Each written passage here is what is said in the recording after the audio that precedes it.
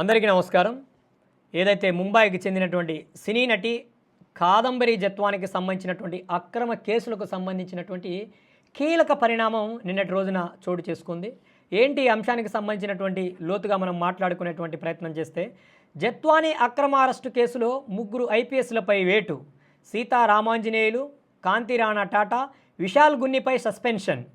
నటి అరెస్టుకు నాటి సీఎంఓలోనే వ్యూహరచన, ఎఫ్ఐఆర్కు ముందే అరెస్టుకు ఆదేశించిన పిఎస్ఆర్ ఆంజనేయులు, విమాన టికెట్లు కొని ముంబై పంపిన కాంతి రాణా, దర్యాప్తులో ప్రాథమిక సూత్రాలను విస్మరించిన గున్ని, డీజీపీ సమగ్ర నివేదిక, ఒకే కేసులో ముగ్గురు ఐపీఎస్ అధికారుల సస్పెన్షన్ రాష్ట్ర చరిత్రలోనే తొలిసారంటూ ఒక కథనం వెలువరించింది. ఏదైతే కాదంబరి జత్వానికి సంబంధించినటువంటి కేసు, కుక్కల విద్యాసాగర్ రెడ్డి, అలానే రాష్ట్రానికి ఏదైతే సలహాదారుగా చెప్పుకున్నటువంటి సజ్జల రామకృష్ణారెడ్డి, ఒక వ్యక్తి ఏదైతే ముంబైకి చెందినటువంటి ఒక వ్యాపారిని కాపాడడం కోసం వాళ్ళు అందరూ కలిసికట్టుగా ఆడినటువంటి ఒక కథ డ్రామా, ఒక వ్యక్తి కుటుంబాన్ని రోడ్డును లాగి తమ ప్రరుసును తమ ప్రతిష్టను రోడ్డుకు లాగినటువంటి పరిస్థితి ఏదైతే ఉందో, నిజంగా అది యావత్ రాష్ట్రం సిగ్గుతో తలదించుకోవాల్సినటువంటి అంశం. ఇలాంటి అనేక గలీజ్ కార్యక్రమాలకు, ఇలాంటి అనేక అవినీతి అక్రమాలకు జగన్మోహన్ రెడ్డి వేదికగానే జరిగినటువంటి అంశం మనందరికీ తెలుసు.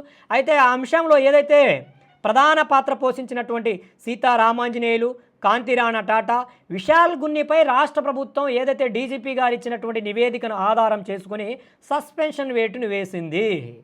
నిజంగా రాష్ట్రంలో గడిచిన 5 సంవత్సరాల్లో అనేక మంది ఐపీఎస్ అధికారులతో పాటు కింద స్థాయిలో ఉండేటువంటి డిఎస్పీలు కావచ్చు, ఎస్ఐలు కావచ్చు, సిఐలు చేసినటువంటి అరాచక పర్వం ఏదైతే ఉందో, నిజంగా మనం ఆంధ్రప్రదేశ్ రాష్ట్రంలో ఉన్నామా లేకపోతే పాకిస్తాన్లో అన్నటువంటి తాలిబాన్ రాజ్యంలో ఉన్నామా అర్థం కానటువంటి పరిస్థితి.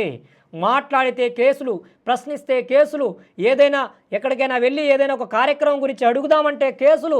నువ్వు ప్రతిపక్ష పార్టీలో ఆనాడు తెలుగుదేశం పార్టీలో ఉన్నావంటే వాళ్ళ మీద కేసులు బనాయించడం, అక్రమంగా వాడిని కిడ్నాప్ చేయడం, వాళ్ళని హింసించడం, వేధించడం, వాళ్ళ మీద 3rd డిగ్రీలు ప్రయోగించడం, వాళ్ళని అతి కిరాతకంగా పాశవికంగా చంపినటువంటి ఘటనలు కూడా రాష్ట్రంలో అనేకం ఉన్నాయి.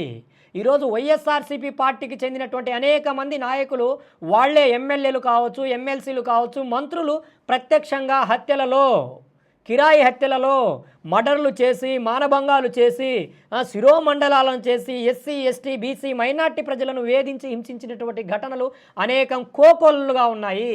అలానే తెలుగుదేశం పార్టీ మీద జరిగినటువంటి దాడి కావచ్చు, పార్టీ ఆఫీసు మీద జరిగినటువంటి దాడులు కావచ్చు, ఇలా చెప్పుకుంటూ పోతే గడిచిన 5 సంవత్సరాల కాలంలో ఈ రాష్ట్ర పురోగతి, అభివృద్ధి 70 సంవత్సరాలు వెనక్కి పడినట్టు జగన్మోహన్ రెడ్డి యొక్క వ్యవహార శైలి, పాలన పరిస్థితి ఎలా తీసుకువెళ్ళారు, అలా దిగజార్చారు.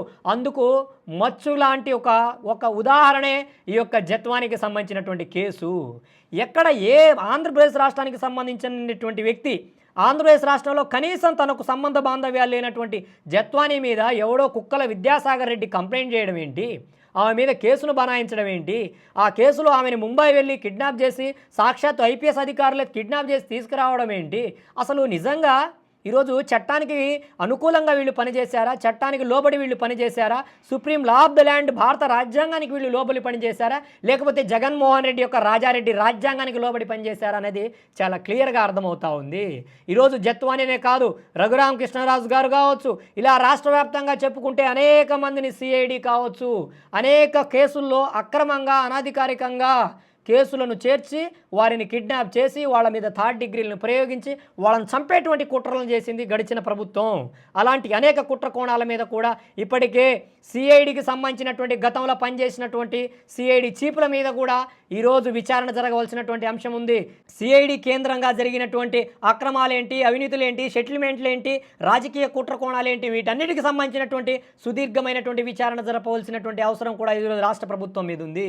ఎందుకంటే ఈరోజు రాష్ట్రం యొక్క ఖ్యాతిని, రాష్ట్రం యొక్క ప్రతిష్టను దిగజార్చినటువంటి వ్యవస్థలుగా వీటిని కళంకం తీసుకొచ్చే విధంగా జగన్మోహన్ రెడ్డి గారు కావచ్చు, తన అంగరక్షకులుగా చెప్పుకున్నటువంటి కొంతమంది నాయకులు చేసినటువంటి వ్యవహార శైలి ఏదైతే ఉందో. ఎందుకంటే గతంలో ఆంధ్రప్రదేశ్ రాష్ట్రం అంటే ఒక గొప్ప చరిత్ర, గొప్ప పేరు, ఆంధ్రప్రదేశ్ రాష్ట్రానికి సంబంధించినటువంటి పోలీస్ వ్యవస్థ అనేక గొప్ప గొప్ప అవార్డులను అందుకున్నటువంటి పోలీస్ క్యాడర్ కావచ్చు, పోలీస్ రికార్డు కావచ్చు ఈ ఆంధ్రప్రదేశ్లో ఉంది. అలాంటి పోలీసులను తన ఇంట్లో కాపలా కుక్కల వలె, తన ఇంట్లో రక్షకుల వలె, తనకు రక్షకుల వలె, తన పాలేరుల వలె మార్చుకున్నటువంటి జగన్మోహన్ రెడ్డి ఈ పోలీసులతో ఎన్ని అక్రమాలను చేయించాడు, ఈ పోలీసులతో ఎన్ని అరాచకాలను చేయించాడు. ఈరోజు మర్డర్లు చేసి మానభంగాలు చేసినటువంటి వైఎస్ఆర్సీపీ పార్టీ నాయకులను కావచ్చు, వైఎస్ఆర్సీపీ పార్టీకి చెందినటువంటి ఏ ఎమ్మెల్యే జోలికి వెళ్ళరు, ఏ ఎమ్మెల్సీ జోలికి వెళ్ళరు, ఏ సర్పంచ్ జోలికి కూడా ఈ పోలీస్ ఎదవలు ఆ రోజు వెళ్ళలేదు. ఈరోజు ఆ రోజు వాళ్ళు చేసినటువంటి వ్యవహార శైలి ఏదైతే ఉందో నిజంగా ఆంధ్రప్రదేశ్లో ఉండాలా, వెళ్ళిపోవాలనేటువంటి పరిస్థితికి ప్రజలు తమ యొక్క వ్యవస్థను దిగజార్చుకున్నారు. ఏ పార్టీ, రాజకీయం, కులం, మతం, జాతి అన్నిటితో ఈ ప్రజలను విచ్ఛిన్నం చేసి చాలా ఘోరాతి ఘోరంగా ఈ రాష్ట్రాన్ని తీర్చిదిద్దారు. ఒక్క మాచర్ల నియోజకవర్గంలోనే వైఎస్ఆర్సీపీ ప్రభుత్వ హయాంలో జరిగినటువంటి హత్యలు మనం అందరం చూసాం. చంద్రయ్య గారిని మొదలుకొని అనేక మందిని వేధించారు, హింసించారు, అక్రమ అరెస్టులను చేసి థర్డ్ డిగ్రీలను ప్రయోగించారు. సిఐడి వేదికగా అనేక తప్పుడు కేసులు బనాయించినటువంటి ఘటనలు ఉన్నాయి. ఇలాంటి చెత్త అధికారుల మీద, ఇలాంటి పనికిమాలిన అధికారుల మీద చర్యలను చేపట్టకపోతే రాబోయే రోజుల్లో ప్రజలలో ఈ వ్యవస్థల పట్ల నమ్మకం సన్నగిల్లేటువంటి అవకాశం ఉంది. కాబట్టి ఏదైతే గడిచిన 5 సంవత్సరాల కాలంలో అవినీతి, అక్రమ అరాచకాలకు పాల్పడిన ప్రతి అధికారి మీద కూడా చర్యలను చేపట్టాల్సినటువంటి అవసరం, ఆవశ్యకత ఉంది. ఆ దిశగా రాష్ట్ర ప్రభుత్వం అడుగులేస్తూ ఉంది. అందుకు సంబంధించిందే ఈ జత్వానికి సంబంధించినటువంటి కేసు. ఏదైతే జత్వానికి సంబంధించినటువంటి కేసు ముందుకు రాగానే తక్షణమే నిర్ణయం తీసుకోకుండా రాష్ట్ర ప్రభుత్వం దాని మీద సమగ్రమైన విచారణను ఆదేశించి, విచారణ నివేదిక ఆధారంగా వారు చేసినటువంటి తప్పులను సమగ్రంగా ప్రభుత్వం దృష్టికి వచ్చిన తర్వాత మాత్రమే వాళ్ళ మీద సస్పెన్షన్ వేటును వేసింది.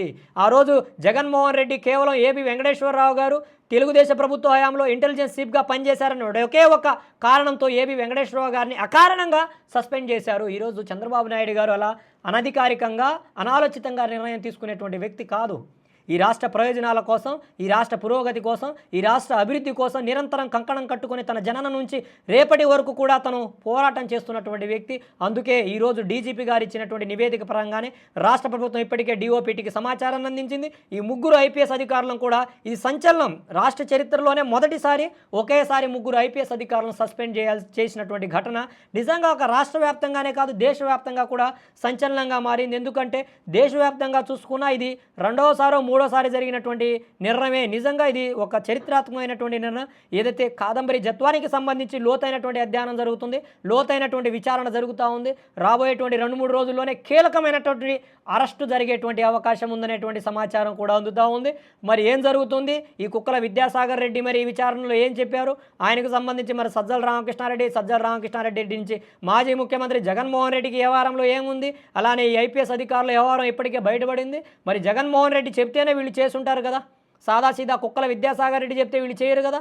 ముఖ్యమంత్రి చెప్పుంటేనే ఒక ఐజీ ర్యాంక్ అధికారులు, లేకపోతే డిఐజీ ర్యాంక్ అధికారులు, విజయవాడ సిపి, విజయవాడ డీసీపీ, అలానే ఇంటెలిజెన్స్ చీఫ్ సీతారామాంజనేయులు వీళ్ళంతా కలిసికట్టుగా చేశారంటే ముఖ్యమంత్రి నుంచి ఒక రకమైనటువంటి ఆదేశాలు ఉన్నాయి కాబట్టి వీళ్ళు చేశారనేటువంటి ఆరోపణలు వస్తున్నాయి.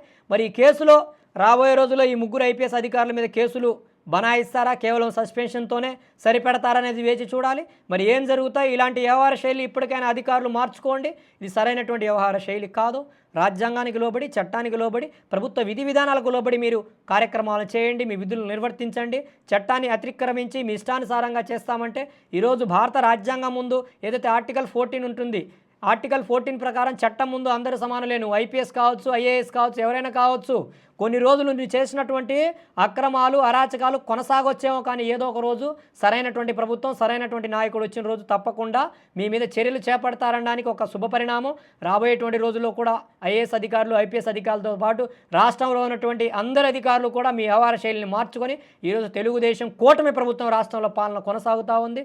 ఇది ప్రజల ప్రభుత్వం. అలానే అధికారులకు కూడా స్వేచ్ఛ, స్వాతంత్రాలు ఇచ్చాయి. ప్రభుత్వ విధి విధానాలకు లోబడి, చట్టానికి లోబడి మీరు విధులు నిర్వర్తించండి. మీకు రాష్ట్ర ప్రభుత్వం కూడా సముచితమైనటువంటి స్థానం కల్పిస్తుంది. అంతేకాని అక్రమాలు, అరాచకాలను చేపడితే మాత్రం అలాంటి అధికారుల మీద తగినటువంటి చర్యలు ఉంటాయనే దానికి సంబంధించి స్పష్టమైనటువంటి నిర్ణయం వెలువడింది. జై భీమ్, జై భారత్, జై హింద్.